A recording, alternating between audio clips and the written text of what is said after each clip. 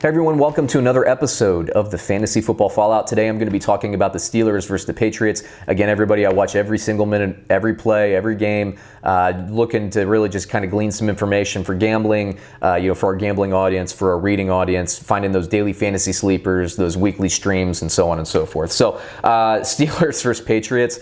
Look, I like the Steelers. I know that they're not traditionally the strongest road team, but I didn't see what happened. I mean, they ran into a buzzsaw in New England.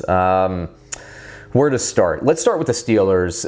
James Conner, the Steelers will do this. They did this last year from time to time. Now, they never really did this with Le'Veon Bell, but for some reason when Le'Veon Bell left, they just occasionally will abandon the run. They'll go five wide. James Conner will be in there, but they'll go five wide. And I know that's part of the offense. Look, I've been watching Steelers for a long time. I get it. I know what the play calling is. But when you don't run the ball, and James Conner had success, when you don't run the ball, you go one-dimensional, you're just playing into a guy like Bill Belichick's hands. I'm sorry. It's just, they went, the Patriots locked down Juju Smith-Schuster, which is kind of what they do. They try to lock away the primary target. Dante Moncrief, I got to say, was a disappointment. He had some targets. He couldn't make things happen. He had some opportunities. To me, this paves the way to James Washington being a more integral part in the offense. I don't see a reason why the Steelers wouldn't line up James Washington. I think he's ready. He's a deep play threat.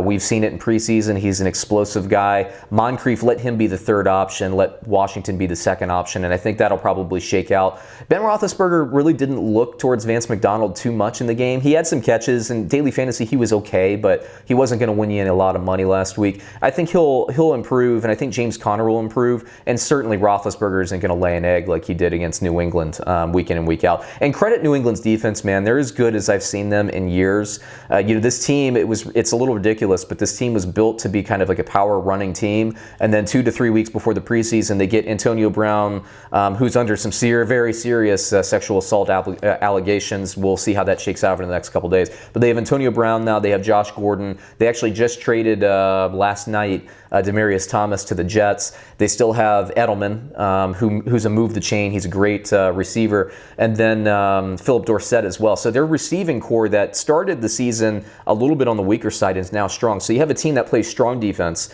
You have a team that very strong defense. You have a team that can run the ball. Sony Michel and James White, they didn't really even get going because really the Patriots are just beating up on so bad on the Steelers. Harris, we haven't even seen him yet. They have a good running attack, and then they have over-the-top guys. Josh Gordon, if he can keep his head clear and keep away from the off-the-field stuff. Antonio Brown, depending on what shakes out with these very serious allegations.